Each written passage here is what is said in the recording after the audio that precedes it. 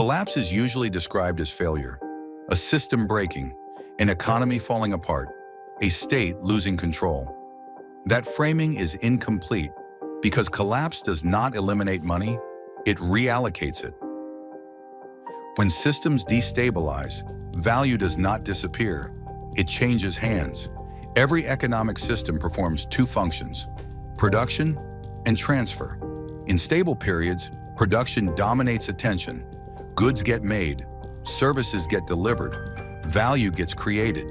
In unstable periods, transfer becomes decisive. Who holds claims? Who controls liquidity? Who can settle first? Collapse is not the absence of rules. It is a rapid rewrite of who benefits from them. The system does not stop functioning. It continues operating, just under different priorities. Collapse is not a single event. It is a phase where normal constraints fail faster than they can be replaced. Contracts weaken, currencies misprice risk, institutions lose enforcement speed, legal processes stretch, settlement delays compound. The system does not stop operating, it continues, under different incentives. Production slows, but transfer accelerates. This is where position matters more than productivity. What looks like chaos is often acceleration. Not everyone is losing control. Some actors gain leverage precisely because others cannot respond. When systems destabilize, four changes occur consistently. First, liquidity concentrates. Cash becomes scarce. Credit tightens. Those holding liquid assets gain pricing power.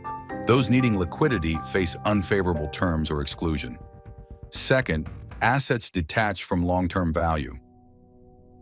Markets stop pricing future earnings. They price immediate settlement. A productive asset that cannot be sold quickly loses value relative to a liquid one that can.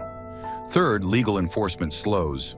Courts backlog, arbitration delays, contract disputes remain unresolved for months or years. This favors actors who can avoid legal process entirely or who already hold superior claims. Fourth, urgency replaces strategy.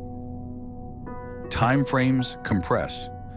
Decisions made under pressure favor immediate survival over long-term optimization.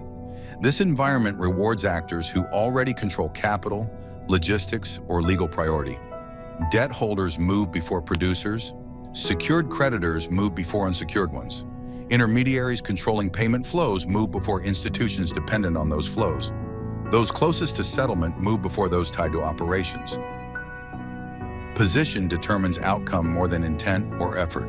A company generating revenue but lacking cash access fails. A firm holding claims on that company's assets survives and extracts value. This is not random, it is structural. The system prioritizes settlement over production during instability, and settlement favors whoever holds legally enforceable claims closest to liquid value. Creditors are paid before workers. Liquid actors are paid before productive ones. Entities with pricing power are paid before those exposed to costs. This is not preference, it is sequencing. Systems resolve claims in order: secured debt, unsecured debt, equity, wages. Collapse compresses that order into shorter timeframes. What normally happens gradually over bankruptcy proceedings happens suddenly across entire sectors. Priority becomes visible. Workers providing labor get paid last, if at all. Bondholders holding liens get paid first, often in full. This does not reflect moral judgment about who deserves payment. It reflects legal structure. During stability, everyone appears to be paid. During collapse, the hierarchy becomes operational. The sequence was always there. Collapse makes it determinative. Collapse does not reward foresight, it rewards position. Being early matters less than being structurally upstream. Once redistribution begins, reversal becomes difficult. Emergency measures harden into precedent. Temporary controls become default tools. Governments freeze accounts to prevent capital L flight. Those freezes remain in place long after the initial crisis. Payment systems add compliance layers for stability. Those layers become permanent infrastructure. Stabilization efforts often preserve the new distribution rather than restore the old one. Not because of conspiracy, not because of intent, but because reversing transfers requires coordination that instability prevents. Creditors who extracted value during collapse do not voluntarily return it. Workers who lost wages cannot retroactively claim them. Assets sold under duress do not revert to original owners. Legal systems move slowly. By the time cases resolve, the distribution has already solidified. New ownership structures are in place. New debt obligations have been created. New contracts have been signed. Unwinding requires either compensation or forced reversal. Compensation requires resources the system lacks. Forced reversal requires political will that fragmented institutions cannot generate. So the new structure persists. What began as crisis response becomes operational norm. Temporary advantages become permanent positions. Emergency powers become standard procedure. This creates path dependency. The system cannot easily return to pre-collapse distribution without triggering fresh instability, so it stabilizes around the new allocation. Those who gain position during collapse retain it during recovery. Those who lost position remain structurally disadvantaged. This is not inevitable, but it is typical. Reversing redistribution requires deliberate institutional effort. Collapse itself generates no such effort. It generates survival behavior, and survival behavior favors those already positioned to extract value. Collapse is not profitable for everyone, but it is profitable by design for those aligned with settlement rather than production.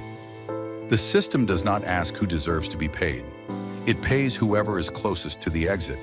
Proximity to liquidity, priority in legal claims, control over payment infrastructure, these determine who extracts value when systems compress. Collapse reallocates. It does not destroy. Money flows from those exposed to operational risk toward those holding financial claims, from productive activity toward settlement priority, from wages toward debt service. This is not accidental. It is structural. The rules governing who gets paid were designed during stable periods, but they become decisive during unstable ones. And because those rules favor secured claims over productive contribution, collapse favors creditors over producers. Understanding collapse means understanding it not as system failure, but as system operation under pressure. The same mechanisms that facilitate exchange during stability extract value during instability. The next question is not who profits. It is why systems repeatedly choose e-collapse over reform. Why redistribution through crisis remains more politically viable than redistribution through policy. And what that reveals about who holds structural power when institutions are tested. Thanks for watching. If you enjoyed the video, please subscribe and hit the notification bell for future content.